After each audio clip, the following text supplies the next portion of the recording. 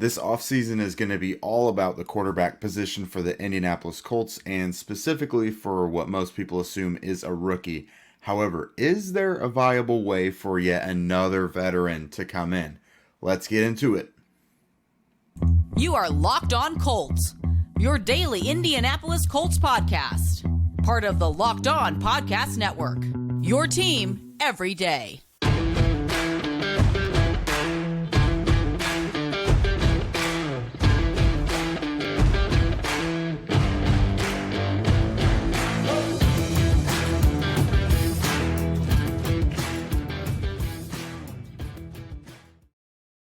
Thank you all for tuning in and making us your first listen of the day. This is your daily podcast covering your Indianapolis Colts, part of the Locked On Podcast Network, your team every day.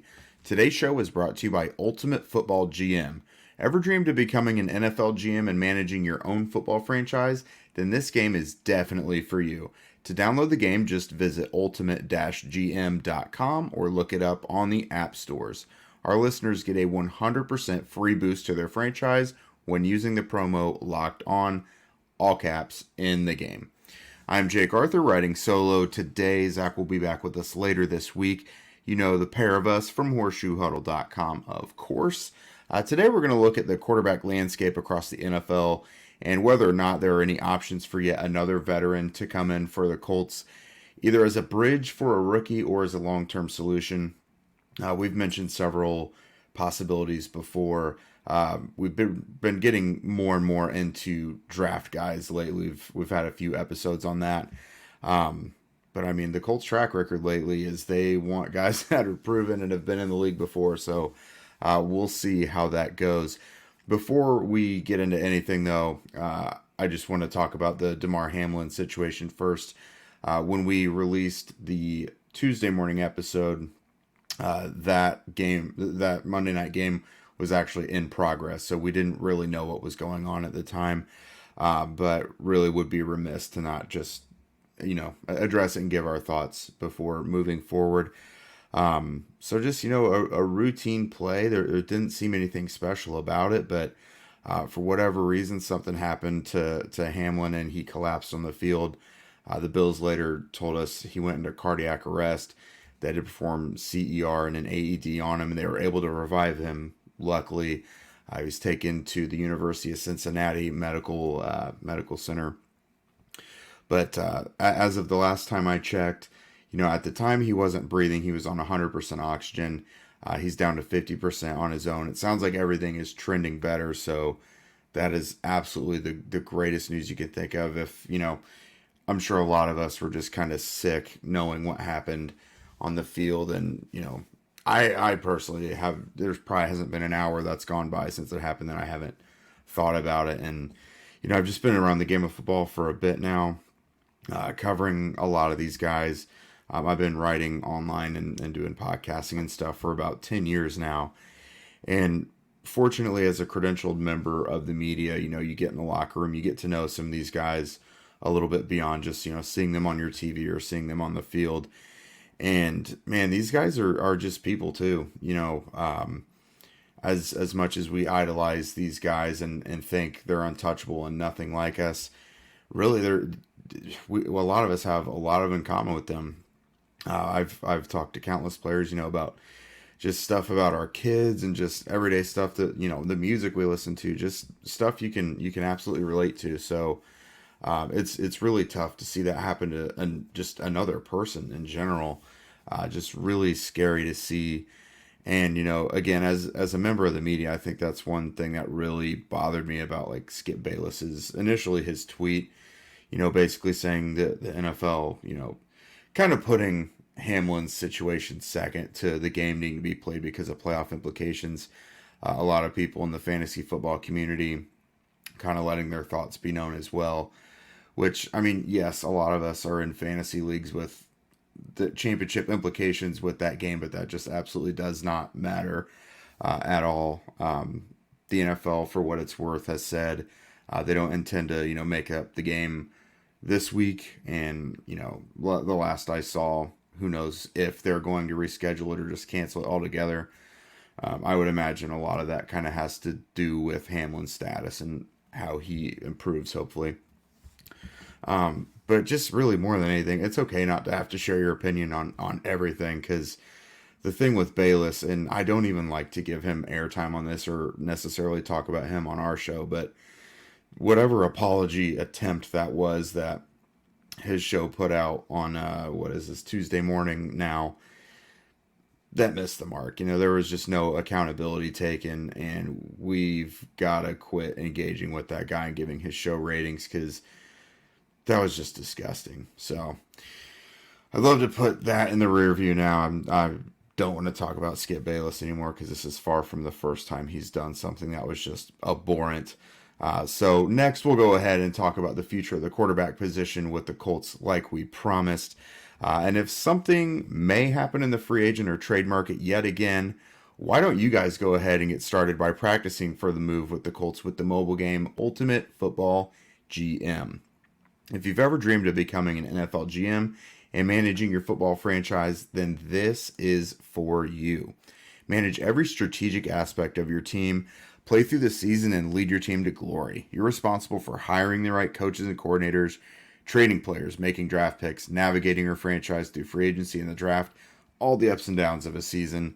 As Colts fans, you've seen ups, you've seen downs, and really you guys are a perfect test audience for this game, because probably going to have to hit the reset button on this Colts team at some point, it's looking like. Locked On Colts listeners get a 100% free boost to their franchise when using the promo Locked On in all caps in the game store. That's Locked On in all caps. So make sure to check it out today. To download the game, just visit ultimate-gm.com or look it up on the app stores.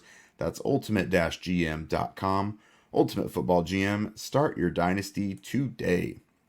Okay, so looking at some of the possible veteran NFL quarterback options, if you guys didn't check it out on Horseshoe Huddle today, Drake Wally put out a piece that was 3 dark horse candidates that are possibilities for the Colts. Not certainties or even really high likelihoods, but they are possibilities. And we'll touch on all 3 of those players here, actually.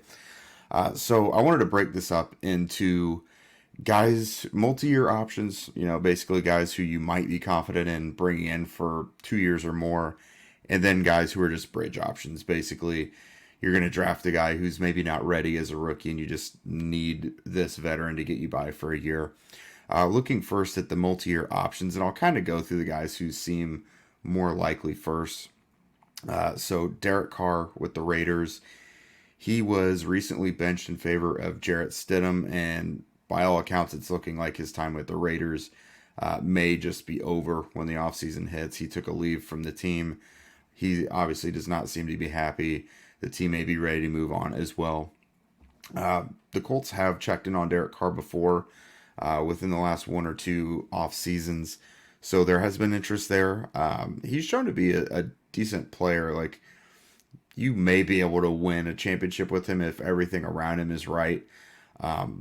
But for his entire career, the Raiders' defense, for example, has just been pretty awful. So, can you win with him? Probably, but you're going to have to give him a lot of firepower. The Raiders probably would be unlikely to just outright release him, I guess. They'd more than likely want to try and get something for him and trade him.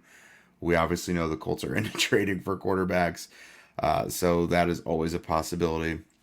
If they want to go the high ceiling route, someone who could be their starter for years to come, possibly, that's Jordan Love from the Green Bay Packers. Excuse me. So he's been stuck behind Aaron Rodgers for a couple years now, obviously. The situation there is weird because Rodgers is just, his future's in flux every offseason. Is he going to retire and go host Jeopardy? Is he going to come back? What's he going to do? Is he going to force a trade somewhere? So for the Packers, they just kind of have that uncertainty every year. Jordan Love, if he's able to, it might be a good time to just get out and go somewhere where they're going to say you can compete to be the starter.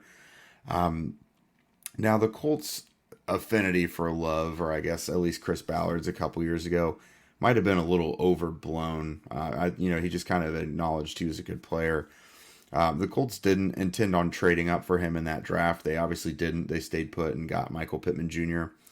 That doesn't mean that maybe the Colts or any other teams haven't maybe seen the necessary development from Love that they wanted to see at this point, because he has gotten in a little bit of action recently. Aaron Rodgers got banged up. Love saw some action last year as well. So that's really an audition for the rest of the league as well. Maybe they've seen enough from him to take a chance. Now, with that said, I don't think I'd be comfortable with giving up anything more than like a 4th-round pick for a guy who's that big of an unknown, because you're bringing him in to potentially be your starter, but he just hasn't done enough in the league to really warrant high draft picks. So that's a questionable one. This next one seems incredibly unlikely. I'm only listing it because it's technically an option. Zach Wilson with the Jets just has not panned out at all. Doesn't even really look very promising. Doesn't seem to take much accountability from some blunders earlier in the season. The Jets seem to say, they're not planning to move on from him, although there's been reports to the contrary. I don't see it happening, but it is a possibility, I suppose. Now, these next two guys are probably even more unlikely than Zach Wilson. Lamar Jackson is coming up on free agency. If I'm the Ravens, I'm doing everything possible to get this deal done. And I believe Jackson represents himself, doesn't have an agent, so I don't know how much more difficult that makes things. Maybe that makes him quicker to accept something. I don't know, but you've got to think him and the Ravens are going to work something out eventually. And then Daniel Jones, the guy who just carved up the Colts last week for the Giants. There were reports coming out after the game that the Giants are going to offer both Jones and Saquon Barkley multi-year deals. The Giants is obviously a big market. They're back in the playoffs. He's playing the best football of his career, so I don't see why he wouldn't return back to New York. Now, so that's pretty much it. All I've got for the multi-year potential options.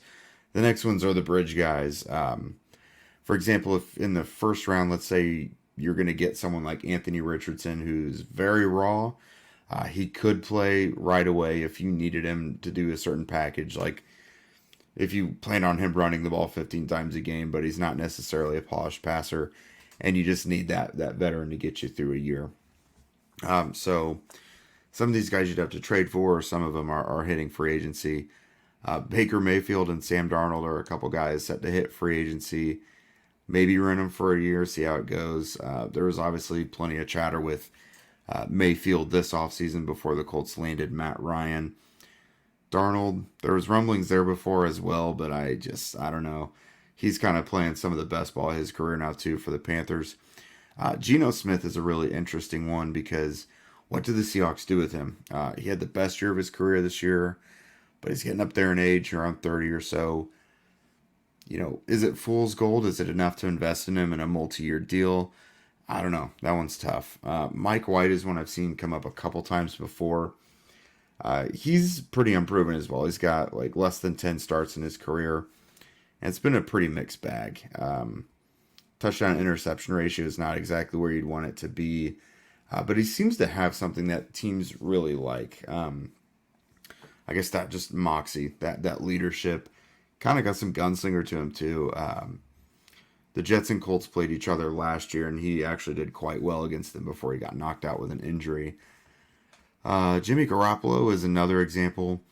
He comes up every year tied to the Colts. He had that shoulder injury last offseason that kind of put him on the shelf for a while, and the Colts weren't gonna wait on that at all. And kind of hard to invest in another shoulder injury after all the Andrew Luck stuff. So, Aaron Rodgers, I've written about that one before because the Colts got listed as the betting favorites to land him if he were to be traded. That's an enormous contract, and like I mentioned earlier, he's just kind of always up in the air on his future. The Colts are clearly not ready to win right now, so why someone like Rodgers would want to come here, that's pretty questionable, but still, that's one I've gotten questions on before. These next two guys, probably a little more optimistic, or not optimistic, but realistic, I would say. Jameis Winston, for one. I don't know what's going on in Saints land, but Winston lost the starting job when he got hurt to Andy Dalton For my money, Winston would be a much better option, offers a lot more upside. The Colts, I guess, were prepared to bring him in and be the quarterback if things fell through with Matt Ryan, so there's legitimate smoke there. And then Marcus Mariota, the Colts have checked on his availability in the past as well, as far as my understanding goes, when Mariota was still with the Raiders. So those are two guys, definitely bridge options. You don't want them really starting free for more than a year or so. Both of them lost their starting jobs this year. Mariota with the Falcons, he gave way to Desmond Ridder of the Falcons. They're the rookie from Cincinnati. So what can you do? It's not great options out there. I think more than anything, this just shines light on the Colts need to draft a quarterback in the first round who's ready to play. I don't think any of us know how this order is going to go anymore. Bryce Young seems like the unanimous number 1 overall pick.